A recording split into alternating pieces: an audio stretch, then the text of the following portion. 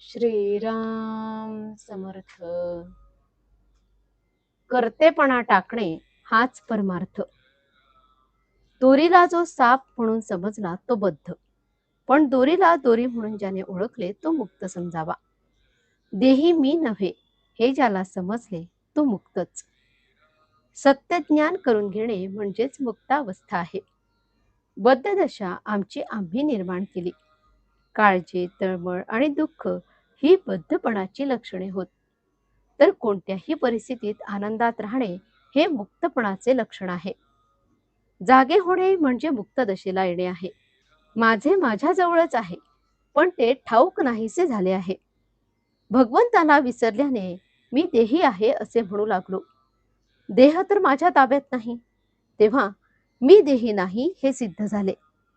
आपण करते पण आपल्याकडे घेतो आणि त्याबरोबर सुख दुःखही आपल्याकडे येते.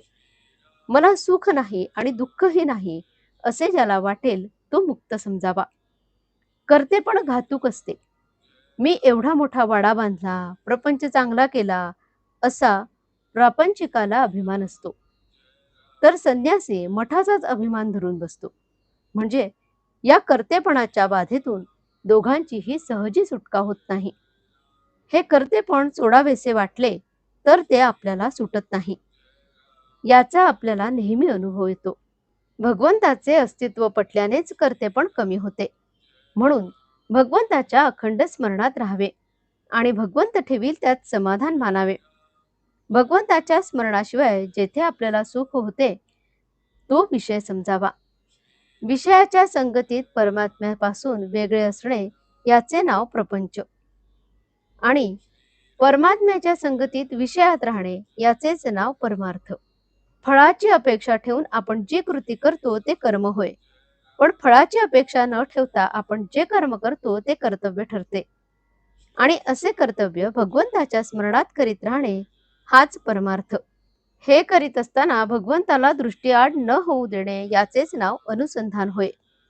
समजा आपण एखादे चांगले पुस्तक वाचित बसलो आहोत. इतक्यात आपल्या पायाला मुंगी चावली. त्याची जाणीव आपल्याला कशी चटकन होते?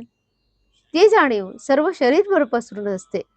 त्याचप्रमाणे भगवंताच्या अनुसंधानाने प्रपंचाला व्यापून ठेवले पाहिजे. प्रपंचातला कोणताही उद्योग करताना अनुसंधान टिकवावे. अनुसंधानाचा अभ्यास करावा. भगवंताचे अनुसंधान आपल्याला भगवंताकडे घेऊन जाते. मी अनुसंधान टिकवीन असा मनाचा निश्चय करावा. आजचे बोधवचन. आपल्या कर्तव्याला न विसरावे, भगवंताचे अनुसंधान राखावे. जानकी जीवन स्मरण. जय जय राम. श्रीराम समर्थ.